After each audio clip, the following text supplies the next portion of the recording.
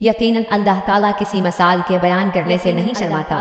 خواہ مچھر کی ہو یا اس سے بھی ہلکی چیز کی۔ ایمان والے تو اسے اپنے رب کی جانب سے صحیح سمجھتے ہیں، اور کفار کہتے ہیں کہ اس مثال سے اللہ نے کیا مراد دی ہے۔ اس کے ذریعے بیشتر کو گمراہ کرتا ہے اور اکثر لوگوں کو راہ راست پر لاتا ہے،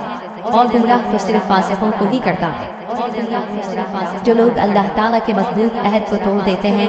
اور اللہ تعالیٰ نے جن چیزوں کو جوڑنے کا حکم دیا ہے انہیں کاٹتے اور زمین میں فساد پھیلاتے ہیں، یہی لوگ نقصان اٹھانے والے ہیں۔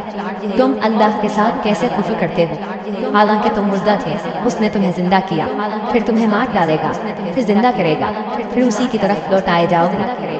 وہ اللہ جس نے تمہارے لیے زمین کی تمام چیزوں کو پیدا کیا، پھر آسمان کی طرف قصد کیا اور ان کو ٹھیک ٹھاک ساتھ آسمان بنایا، اور وہ ہر چیز کو جانتا ہے۔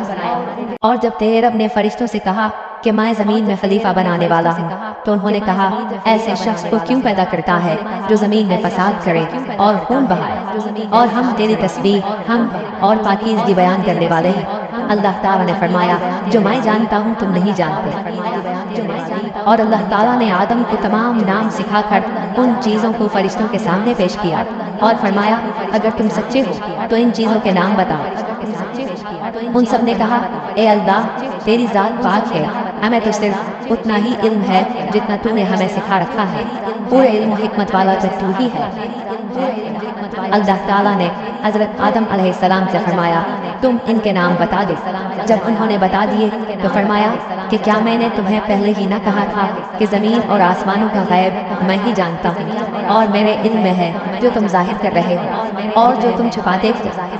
اور جب ہم نے فرشتوں سے کہا کہ آدم کو سجدہ کرو تو ابلیس کے سوا سب نے سجدہ کیا، اس نے انکار کیا اور تکبر کیا اور وہ کافروں میں ہو گیا۔ اور ہم نے کہہ دیا کہ اے آدم تم اور تمہاری بیوی جنت میں رہو اور جہاں کہیں سے چاہو با فراغت کھاؤ پیو، لیکن اس درخت کے قریب بھی نہ جانا ورنہ ظالم ہو جاؤ گے۔ لیکن شیطان نے ان کو بہکا کر وہاں سے نکلوا ہی دیا، اور ہم نے کہہ دیا کہ اتر جاؤ تمہیں ایک دوسرے کے دشمن کو، اور ایک وقت مقرر تک تمہارے لیے زمین میں ٹھہرنا اور فائدہ اٹھانا۔ حضرت آدم علیہ السلام نے اپنے رب سے چند باتیں سیکھ لی اور اللہ تعالیٰ نے ان کی توبہ قبول فرمائی، بے شک وہی توبہ قبول کرنے والا اور رحم کرنے والا ہے۔ ہم نے کہا تم سب یہاں سے چلے جاؤ، جب کبھی تمہارے پاس میری ہدایت پہنچے تو اس کی تابعداری کرنے والوں پر کوئی خوف و غم نہیں،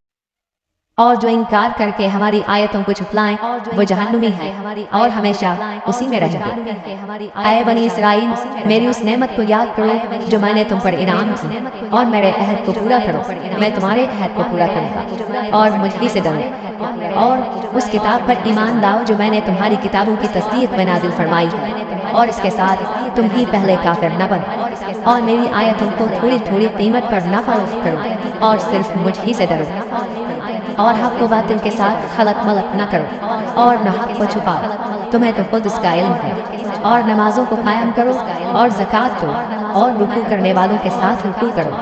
کیا لوگوں کو بھلائیوں کا حکم کرتے ہو اور خود اپنے آپ کو بھول جاتے ہو؟ باوجود کہ تم کتاب پڑھتے ہو، کیا اتنی بھی تم میں سمجھ نہیں؟ اور صبر اور نماز کے ساتھ مدد طلب کرو، یہ چیز شوق ہے مگر ڈر رکھنے والوں کی۔